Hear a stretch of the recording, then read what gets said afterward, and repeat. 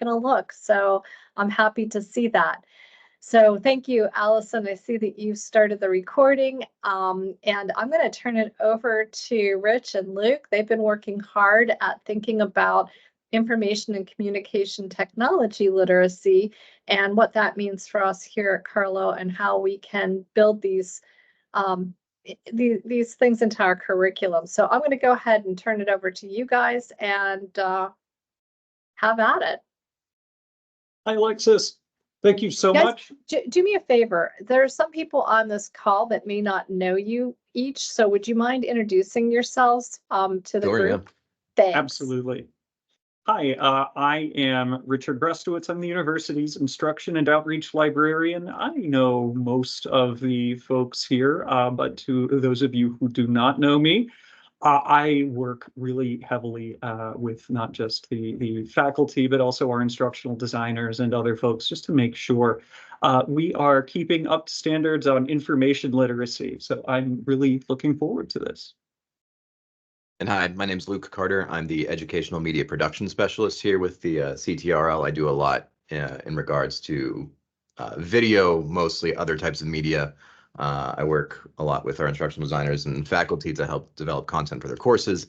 Looking at the attendance list here, I recognize some faces and some are new. So hello, nice to meet you if I haven't met you yet. And I think we're good to start. Yeah, cool.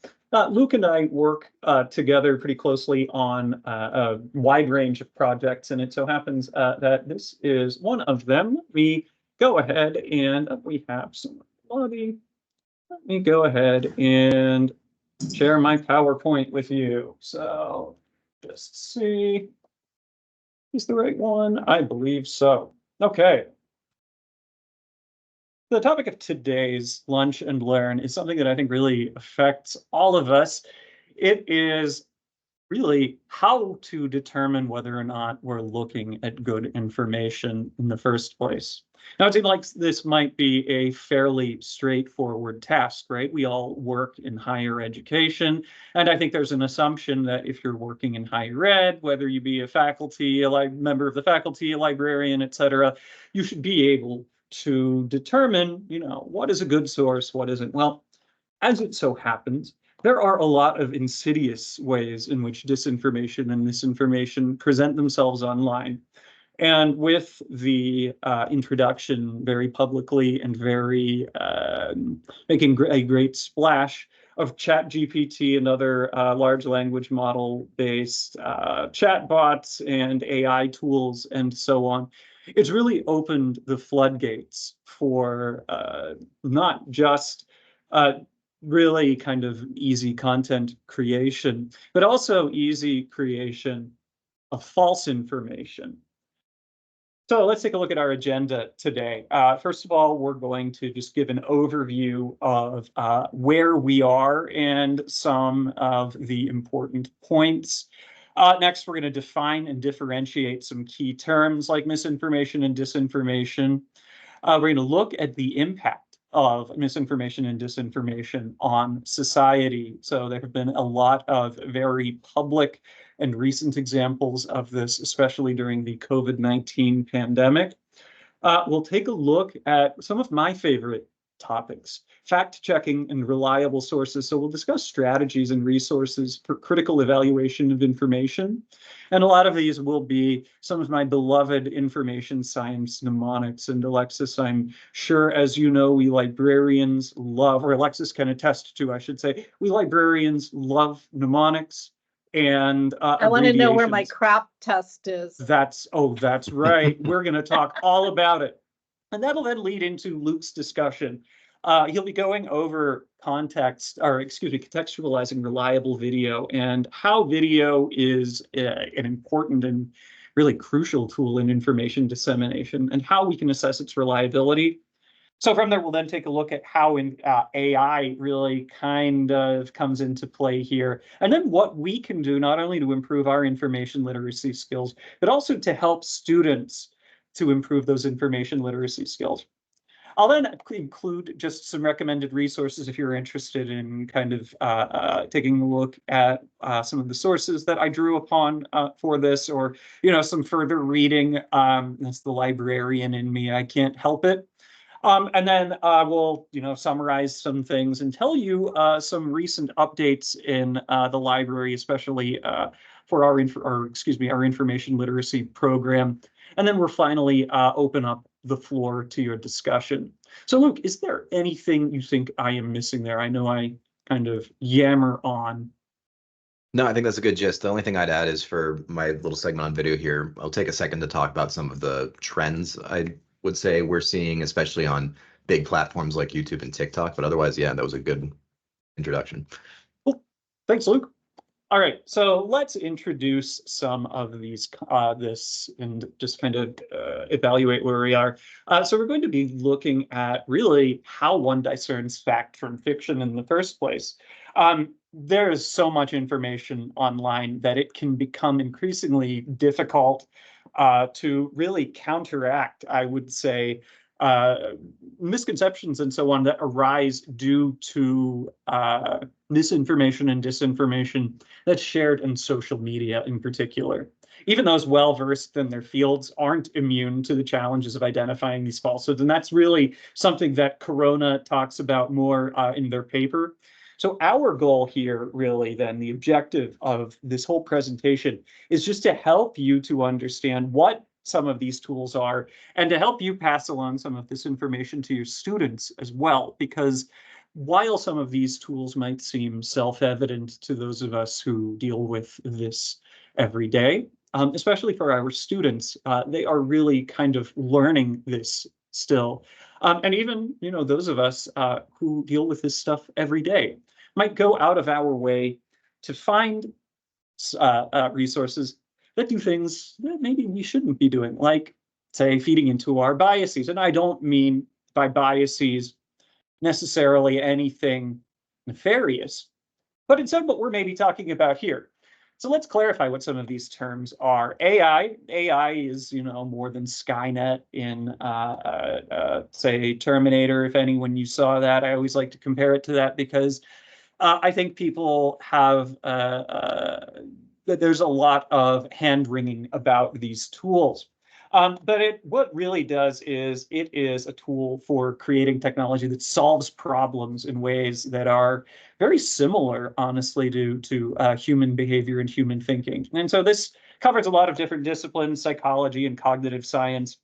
But when we talk about biases here, we're really talking about stuff that are like inclinations toward a certain belief that can skew your research or your interpretations of information.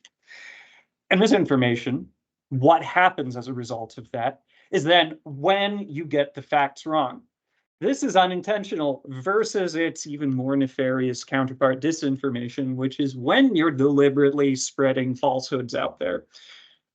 So when we understand these concepts, it's really kind of just providing us with a foundation and our students with a foundation. And what we then do, in becoming information literate, what this really means is about critically evaluating the production of information and using information ethically to create new knowledge. As educators, these definitions here, I think, can help us to really just sort of understand what we're doing, especially as far as information literacy goes. The American Library Association, via its information literacy framework, has provided a very clear definition of what it is. And it's really a set of skills, right? It's not just being able to read an article and identify whether or not it's peer-reviewed. It's really kind of itself an orientation, right? It's a critical orientation, you might even say, toward information itself. It's sitting there and saying, okay, just because someone's saying it, does that mean that I have to accept it? So as we kind of take a look at some of these topics a bit more, we really kind of come across a problem, right? How do I identify what's true when AI can mimic us and create a deep fake? And there are bots out there, right, spamming Twitter, or rather X, I should call it now, with just all kinds of ridiculous content, right, all day long.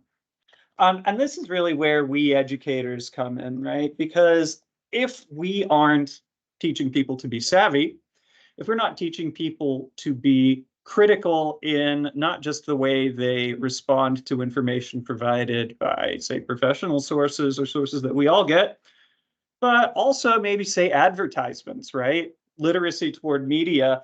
This is really kind of what we're talking about. It's all encompassing. And there are a lot of tools we can use for this. For instance, she talks about the use of developing educational games to foster critical thinking. And that, I think, is a very useful tool. The gamification of information science and information science related projects and concepts is a very fertile area of research. And since libraries aren't just repositories, we're actively parts of this. It's really something that I think that we can all work on together, because otherwise people are going to end up with this. Uh-oh, AI tells us the thing on the left, right? Did anyone else extremely online like me?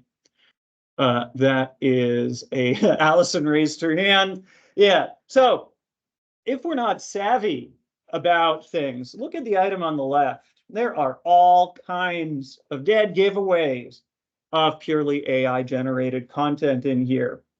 It looks kind of nice, right? But when we took a closer look, Willie's chocolate experience, we had the expectation and then the reality, right?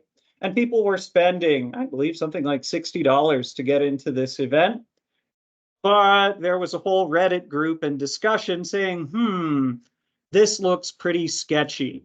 And those people were actually talking specifically, right, about the advertisements and so on, and a very, very sketchy website that included all kinds of typos and AI-generated content. So the upshot of this is being information literate can also help prevent you from wasting money on Willie's chocolate experience. Let's talk about maybe some more serious effects of misinformation and disinformation, though. So there were some pretty tangible effects in rather critical areas. For instance, during the COVID-19 pandemic, misinformation significantly impacted some further reading on Willie. There we go. Yeah, thanks, Luke. Yeah, that's really, there's so much on there. The rabbit hole on that one goes deep. And if you're looking for, honestly, some rather interesting discussions on AI expectations and AI-generated content versus the reality, I definitely encourage you to check it out because it is almost surreal. So public health misinformation can really be a threat to individuals' well-being. And it just undermines it undermined, frankly, responses to the pandemic and has affected all kinds of vaccine acceptance, including very recently in Florida and some other states with the return of, oh gosh, now of course it escapes my memory, one of those diseases that were thought to be pretty much eradicated anyway. I forget offhand which one it was. So next one, in the political arena, disinformation is more than just a nuisance. It's really something that helps to shape election outcomes, because when we think about it, this is what politicians do all the time. They want to influence people's opinions and influence outcomes. But the bigger problem here is disinformation campaigns coming from organized actors out there really also help to spread polarization and weaken the trust in democratic institutions. And this is really at the core of our society, because the unchecked spread of information then furthermore erodes foundational trust we place in our institutions. And this really comes to something that we are talking about right now, which is folks expressing distrust even in higher ed, right? And the process of peer review. This is really a challenge that we're facing, not just as educators, but as a society. And each one of these domains kind of illustrates the really, I think, critical need for accurate information, and not just accurate information, but also tools for critically evaluating that information. So we understand what's being presented to us, why it's being presented to us, and what the dangers of compromised information sources are. So let's talk a little bit about fact-checking and reliable resources.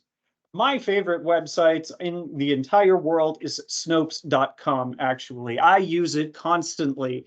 It has been around since I think the early 2000s, the early days of the internet, and is made up of a whole bunch of people who are involved in fact checking all kinds of stuff, whether it be urban legends,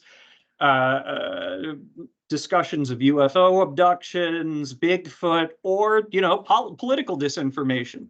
They also have lots of discussions of stuff on those interesting ads we all see, like, did you know that Taylor Swift just released a new line of CBD gummies and stuff? Those weird advertising arbitrage, I believe it's called, tools that really are just made up and invented, that are fabricated and that are really there to get clicks.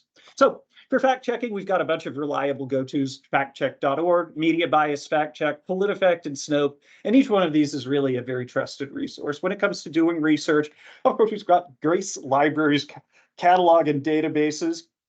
And then really, I would also just say too, even if you're not a member of a university community, your public library, for instance, Carnegie Library of Pittsburgh, or any of the other local libraries, no matter where you live, will be a wonderful resource as well. So let's look at some of these things we mentioned in the beginning. For instance, the CRAP test. These are some pretty robust frameworks that can help us to evaluate information. We've got the BEAM method, the CLEAR framework, and the CRAP test. So first of all, the BEAM method is really about how we classify sources and how we can look at sources. There's a lot of discussion out there on primary, secondary, tertiary sources.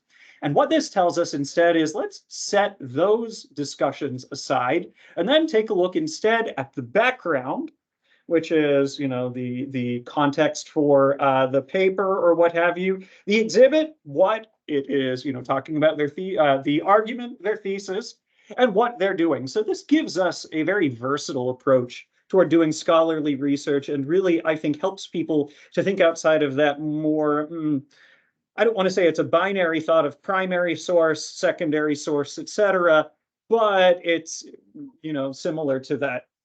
I see Alexis has said, love the CRAP test. Students have given feedback on learning to use this tool and happy to share the module with anyone who wants it.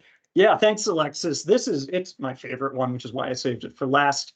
CLEAR is actually something. Thanks, Alexis. Yeah, I know you also, Alexis uses the BEAM method and CRAP in her classes.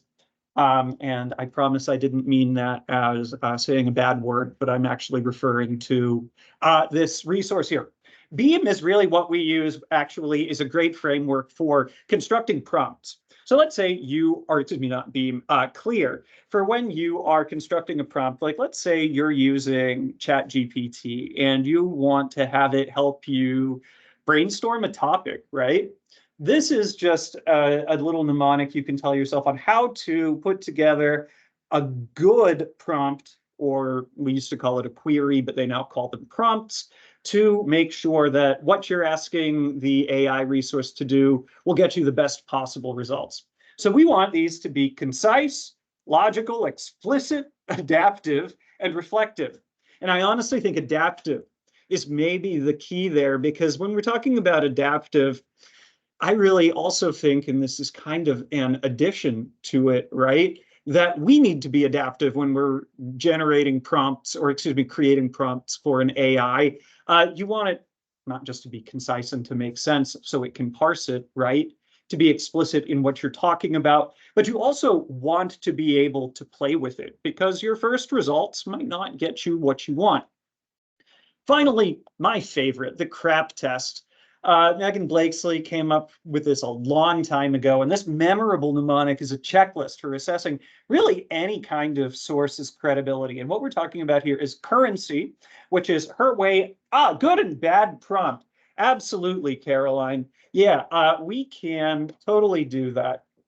So let me think of a good prompt that would follow concise, logical, explicit, adaptive, and reflective. Think of a prompt that fits that. Well, let me just see. Sorry. Can you generate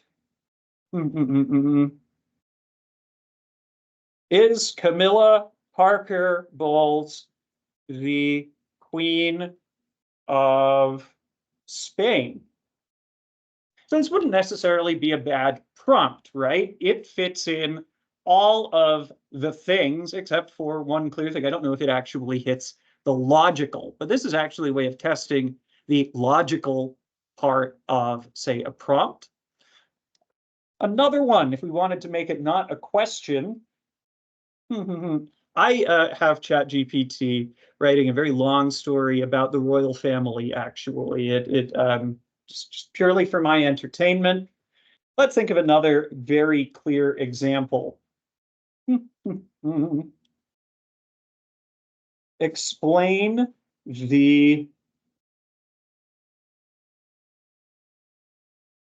crap test to me like I am a 12-year-old. So this is, again, giving very explicit examples and so on, but we can also adapt the language in these pretty quickly. Now, a bad example, actually, that's something I'm sort of curious about. Let's think of a really bad example of something like this. It would be a very long prompt.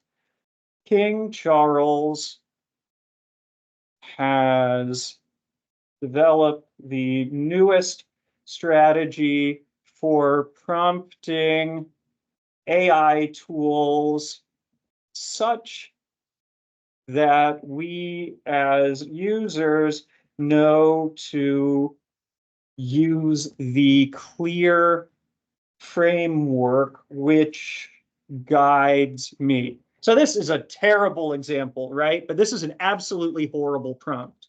Why is it a horrible prompt? Well, because it doesn't fit on any of these things. It's certainly not concise. It's not logical. It's not explicit because it's not even clear what I'm talking about. I suppose it could theoretically be adaptive, right? Because I could change just about anything in it. And as far as it being reflective, well, I suppose it does offer a bit of reflective quality there. I think this might be, Caroline, something that would be better to provide an example in the Q&A section, maybe even to like demonstrate like what the results look like. Does that make any sense?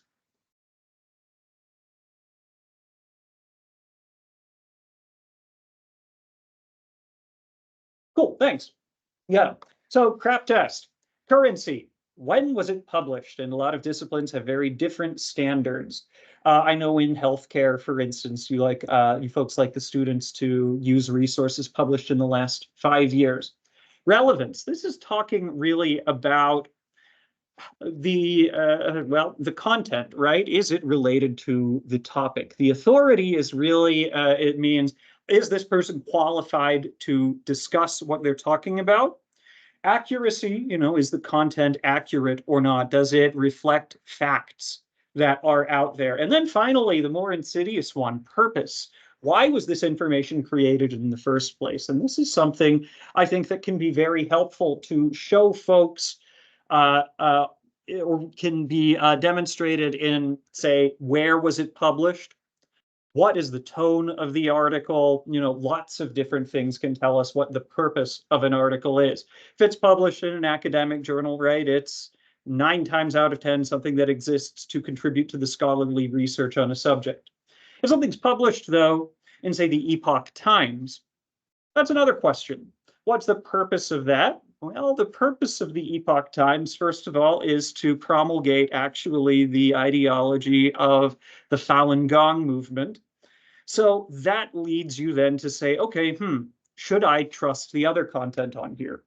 That's what we mean when we say purpose. It's a multifaceted approach here. And so all of these, it's not really something for you to go through and you have to sit here and say, okay, does this meet, say, BEAM? Does this, hit the R in the clear method or anything else, right? Rather, these are just kind of ways of orienting yourself toward thinking critically about how to use these tools and how to analyze information. So I've done a lot of talking. Luke, I'm going to hand it over to you. So a lot of what we just talked about with verifying like information and making sure it's reliable can carry over to video. And why talk about video? For better or worse, most of our information these days, at least in a casual sense, comes from video feeds, be it on YouTube or TikTok, Instagram, Facebook, Twitter, X, whatever.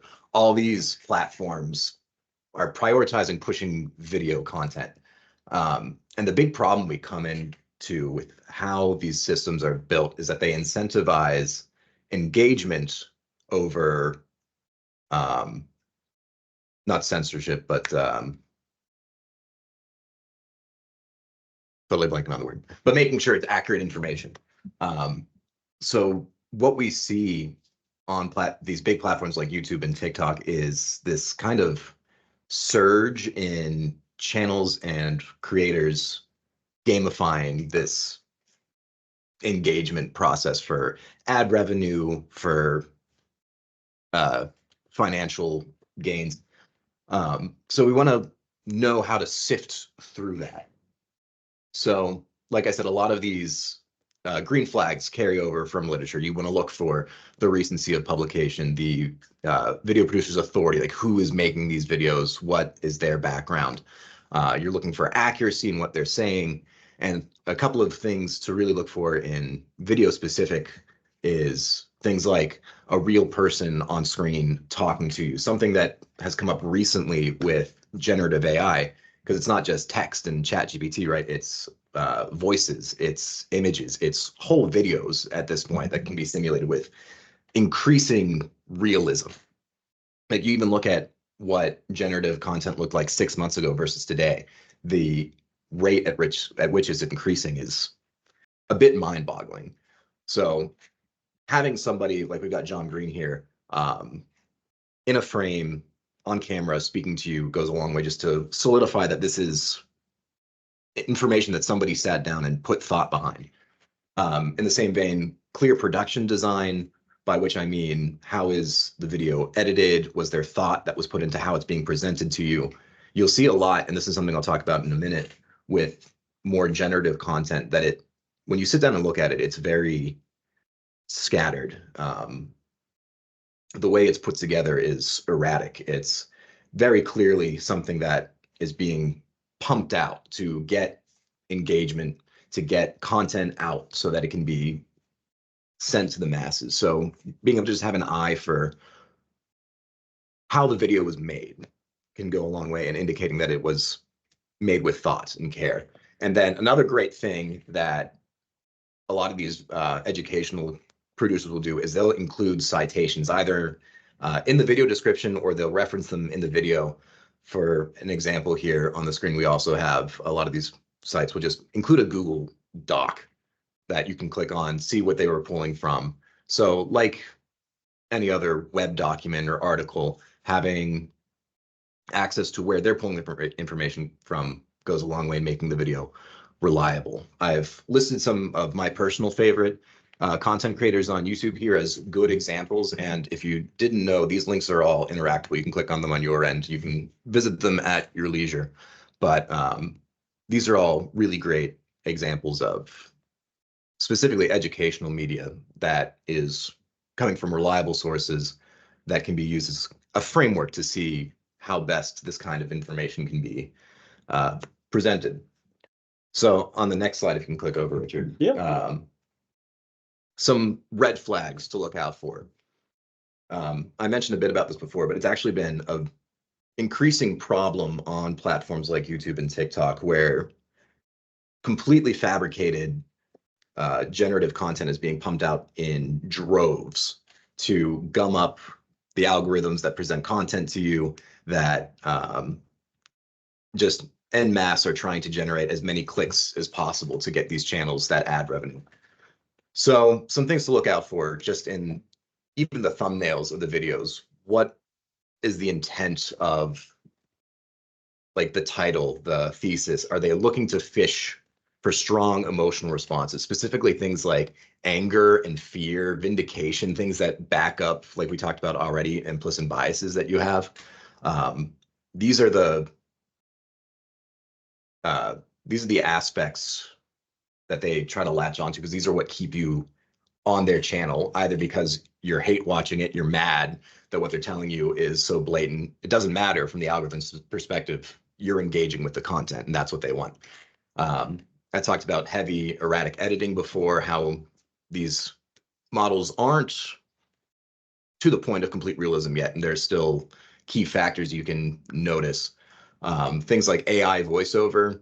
Again, right now you can usually tell how the cadence of an AI voice is different to that of a real person speaking, be it on camera or as a voiceover.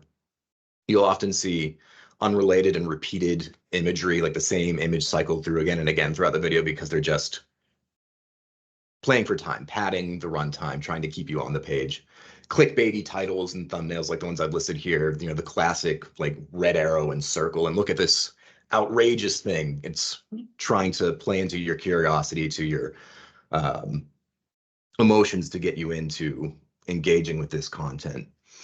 And then a great thing you can do, especially on YouTube, is just look at the channel, see what else they're posting. If it's all this kind of content, if they're posted within days, within hours of each other, there's a good chance that it's just, you know, BuzzFeed dribble that they're just posting as quickly as possible to keep generating content. Now, a thing to keep in mind is that as these tools continue to evolve, some of these tips, I try to keep them as evergreen as possible, but these can become outdated. Like I said, the pace with which these things are developing, AI voiceovers are going to get better, images are going to get better, making entire video segments is going to get more realistic. So the important part to latch onto here is how, no matter what tools they're using, the practice is, you know, old as time. Playing into human reactions and emotions and trying to get you hooked that way, that's nothing new. So as you're parsing through content, be it video, be it documents, online articles, anything, if you note that they're trying to latch into outrage or confusion or fear, there's a good chance that what you're being presented isn't an unbiased presentation. So that's just a very quick, superficial overview of some of the stuff we're seeing going on in the video world. So if there's any questions at the end, I'd be happy to get into more details if we have time. That was really good, Luke. Thank you so much. I was just adding a couple of things in there. It gave some interesting, I asked ChatGPT actually to give some prompts that it would like that fit the clear framework, and it was actually kind of interesting. It provided some good prompts, but this is why we need to not just review what these things give us and to see what they have to say, but also to know how to think about them critically, because it got a couple of these things wrong. Now, I wouldn't say that these are huge mistakes, but for instance, it thought the A, which is adaptive, is instead action-oriented, and it also just kind of in generating this decided that R, which is reflective, is actually result-oriented. And so if I didn't know that, though, and I just presented this to, say, my professor, I would, you know, hopefully have someone say, what were you reading? Or rather, what should I should say, what generated that to you, for you, and why didn't you bother to double check? So to talk about this a bit more, AI and its role in information dissemination, this is all a way of saying ChatGPT and these other AI resources are not perfect. What they're doing is they are generating something based on another kind of algorithm, basically, right? And that's why we need to be able to have tools like, say, the CLEAR method, and also to know what we're talking about when we're looking at, when we're interacting with AIs. ChatGPT even tells us ChatGPT can make mistakes. Consider checking important information. It provides that little disclaimer and reminds us to verify critical information. And it's a nod to the responsibility not just AI developers have, but really the role that we all have as users of these tools, as consumers of information, in mitigating misinformation, and also by providing safety nets for users. In the media ecosystem, as Luke mentioned, AI doesn't just spread information, but it also acts as kind of a gatekeeper, really, spitting stuff out and guiding us toward the topics that these algorithms have decided they want us to view. In libraries, we often talk about how we don't want to be gatekeepers, right?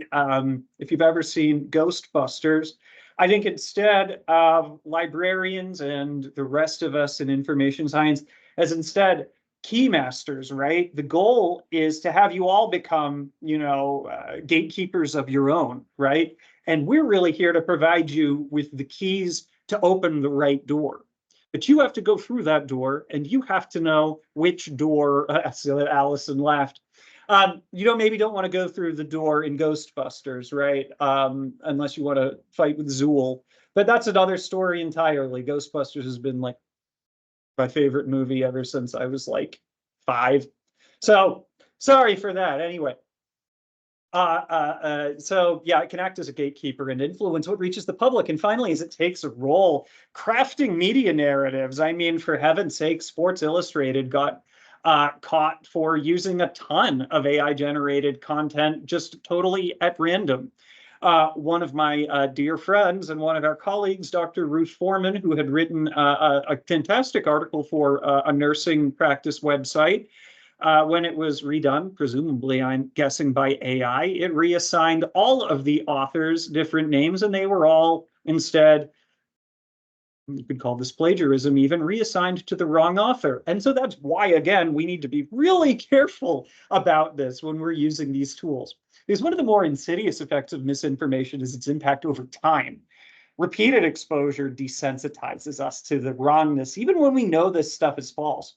So it really underscores why we need to approach information in a way that's dynamic and, to go back to one of those buzzwords from the CLEAR method, adaptable as AI continues to really shape the media landscape.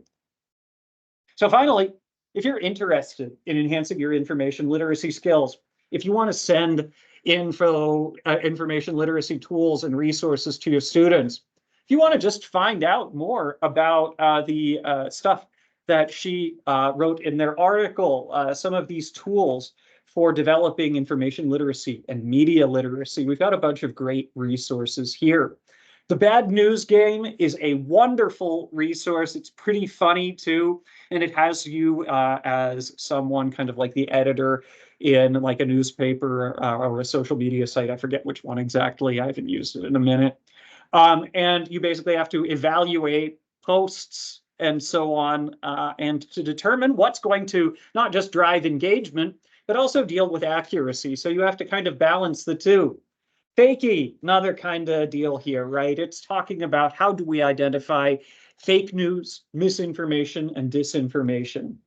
I included the framework for information literacy for higher education, again, because this is really the gold standard in library and information science, and really therefore kind of is a framework, if you'll pardon the repetition there, for other disciplines, right, to then build off of, right? It's a foundation for then applying these standards to make sure that really what we're dealing or what we're doing meets all of these information literacy needs. We have a series of learning modules that I had initially developed with our wonderful instructional designer, Caroline Silver, and then that Luke and I further enhanced over the previous year. And those are available on Niche Academy, which is a wonderful, albeit external to Brightspace, resource. If you're interested and haven't had a chance to take a look at these, please reach out to me, to Luke, to Alexis, or to someone else, and we'll be happy to get you set up in that. But we have a variety of tools there, whether it be on, how to search Grace Library's catalog, how to develop a research question. There's all kinds of stuff there. And finally, Project Navigate. This is a wonderful and very comprehensive game that helps people to really develop all of their information literacy skills. And if I'm remembering correctly, Project Navigate is even tagged, or excuse me, calls on some of the standards in the information literacy framework. I played around with this a number of years ago. I haven't used it recently, but it was a very cool tool and pretty comprehensive as well. All right, so finally, we have, in the process of developing these resources, these learning modules, realized, of course, that it isn't, a one and done process, right? That this is an iterative process, and that developing any kind of learning content, particularly around topics that change so much, so quickly, like using web resources, evaluating articles, which, admittedly, we have a framework for. All of these things, though, change a lot. The way that information is promulgated online and the way that we interact with it is ever changing. And so we put together a focus group where we had about 5 participants and had well over an hour worth of discussion. Nicole was here for that, and thank you, Nicole, for participating in it. And there are some really important takeaways that we had from this. First of all, one of the things that folks were really suggesting is that enhanced module integration. When I mentioned that niche, thank you so much, Nicole. Yeah, it really was a fantastic discussion. One of the key takeaways we had was it can be a little bit confusing for students because Niche Academy is external to Brightspace and requires you to click into another resource to make an account with them. And more problematically, right, it doesn't integrate cleanly into Brightspace in such a way as to, say, tie the learning activities directly to your gradebook. So that's one of the things that came out of that discussion. We also had some discussions about how we could update the design and the interface, and just to make things look a little bit more attractive, cleaner, and just a little bit more concise, right? Some content customization. So what we were talking about there really is how can we have some more discipline-specific, subject-specific, and student level specific information. So the information that's useful to undergraduates, for instance, isn't necessarily going to be as useful to a Master's of Social Work candidate or someone in our forthcoming doctor or EDD program, right? So one of the things that came out of this meeting was how can we develop even more targeted content, perhaps scaffolded, such that you are, on, say, phase 1 or tier 1, which is the basic information, and then, which is, say, the content we have now, and then have a pathway that leads into, say, tier 2 of this, right? Reporting features. So that goes into the ability, or rather lack thereof, of Niche Academy to seamlessly interact with, say, your gradebook in Brightspace. Now, it does keep track of very detailed learner statistics within Niche Academy. Unfortunately, look, it would be a pain in the butt to go in there and then kind of compare things, right, in the Niche Academy gradebook, re-enter them in your gradebook, right? I totally get it. Regular content reviews. So that is actually part of the reason that we did this focus group in the first place, to say, what are we missing? Because from the inside, right, as, say, a librarian, as instructional designers, there's stuff that we're thinking about, right? But what are we missing in the student-facing end? What do faculty members need? What do course-specific or subject-specific, what are those course or subject-specific or student-specific needs, right? Faculty training and support. This is really kind of another thing that we just really based around Niche Academy, right? Letting people know that it's there and how you can use it, right? What are creative ways that you can integrate these tools? How can you then, browse through it and figure out how you can have it mesh with Brightspace, with the learning management system? And just generally, what can we do to help train you on these tools? And then finally, also, what can we do to get more student feedback? We do have a survey that we provided.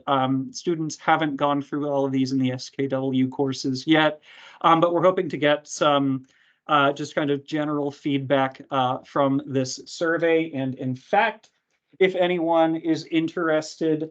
I will just provide it again in case someone maybe just wants to even pass it on to their students, right?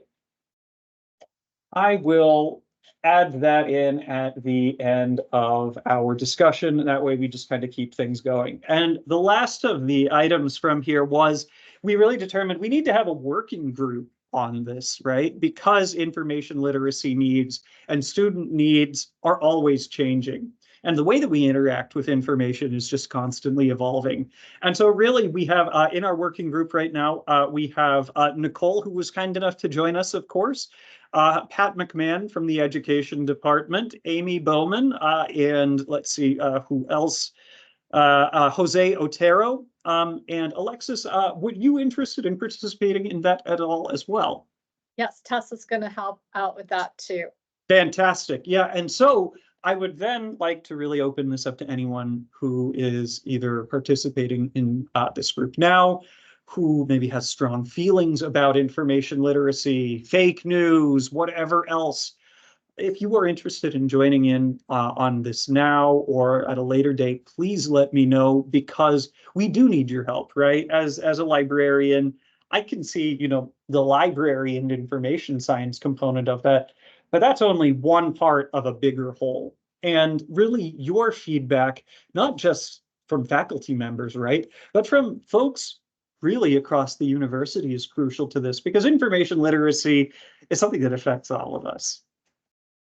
So if you're interested in further reading, I can send this stuff off to you, but there were just some wonderful bits of research out there on fake news, the role of libraries, because of course information literacy is one of the bread and butter topics of libraries, and just other ways to be sustainable in developing or in using and developing information resources. So if you're interested, we can always get that stuff out to you. Some wonderful reading. And if you have any questions, please feel free to reach out to Luke, reach out to me, or anyone else in the Center for Teaching, Research, and Learning. And yeah, I would like to open the floor now. I will stop presenting. Thank you all. First of all, I know I have a tendency to really talk, but that's because this is a topic that is also very near and dear to my heart. So, any questions, comments, concerns? Hi, this is Laura from Career Development. Thank you so much for having this today. I have a lot of students that come in and say, oh, I'm learning how to do cover letters on TikTok and interviewing tips from ChatGPT. And so it's thinking about matching employers' expectations and what is real and what isn't real. I'm not going to lie, I've been amazed at how much is real and valid and really good. And then I'm also thinking about AI resumes being easily recognized, AI cover letters being easily recognized. I know in the past there was software employers used. So it's, I don't know if I'm, being replaced by AI, or how to know what's real and what isn't real on the employer side of hiring and trends. I think that's that is, I think, the $1 million question almost right now, really, is how can I explain this? What happens to our jobs, right? When a machine can do it for you. And really, that's why we have to learn how to use these tools. And when I, for instance, was asking ChatGPT about using the CLEAR framework, something that I'm actually kind of surprised, because I assumed it would have been trained on it a little bit better, it didn't get it right. It was close. And if you didn't know that, you might just accept it, right? And if I started passing this information along to people more and more and more, there's that kind of wheel, the wheel of misinformation crushing us, right? Because then we are really promulgating what at this point becomes disinformation, because it's not, and it's a small accuracy problem, right? Because in this case, what it really got wrong was what a letter stands for. It still got the idea right, but that's why we need experts, right? Because ChatGPT, large language models, they don't have a cognitive process. There's not the reflective moment, that ability to be critical really about itself. You could ask it, right? Like, be critical about something that you've said, and it'll do it. But has it internalized that, right? Of course it hasn't. We're not at that stage yet. And that's why I think it's important for us to figure out what the limitations of these things are too. Does that make any sense? And to basically say like, hey, here's how I can use it to make my life easier. You know, upload a PDF of a bunch of resumes and say, summarize this for me. That's handy. But then when we tell it which of these candidates is the best and so on, that's when I think we start to run into problems, you know? Great, thank you. Anyone else?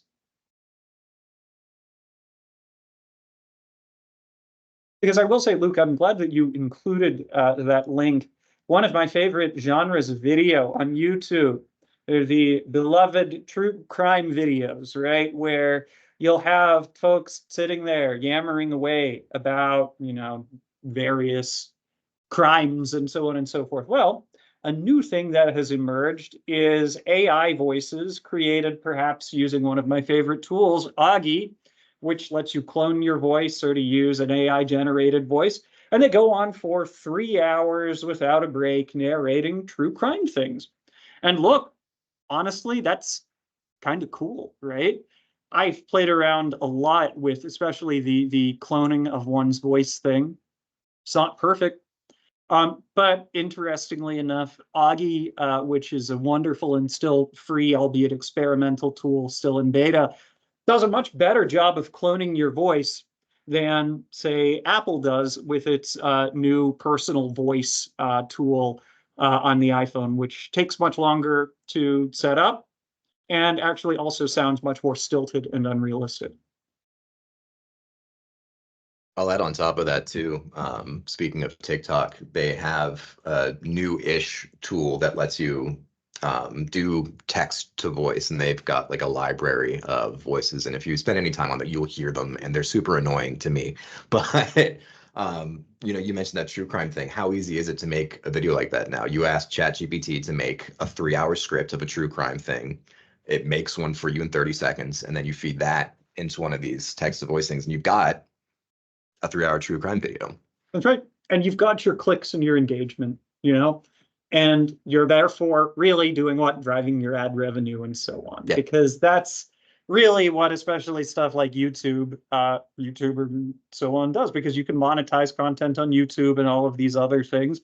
So the more ads you get and so on and so forth, it drives ad revenue, not just for YouTube, but in many cases for these content creators as well. Anyone else?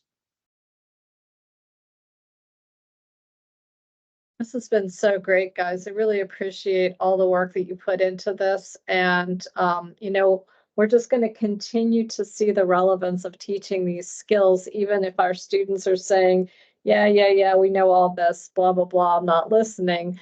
We know that that's not the case. And the more we can make it relevant to them, the more I think it's helpful to get their attention and to keep their attention when we're trying to impart this information to them. So thank you for all your efforts on this. Yeah, thanks. This has been wonderful. It's a subject that is near and dear to my heart. So if you're ever interested in just, you know, having a big long conversation about this stuff too, you know, please feel free to hit me up. It is obviously something I'm very passionate about. Definitely. Absolutely. Well, I think that concludes our work for today then. I'm looking forward to having another Lunch and Learn, although the one on the 8th I am going to cancel because I will be working remotely that day, and I'll reschedule that, and Allison will send you out an update on that information. But I will be talking about the library budget and the impact of the library budget on collections and what we're doing to address, you know, keeping our collections up and relevant. So I'm looking forward to giving that information up. And I know we've got another one coming up with RedCap.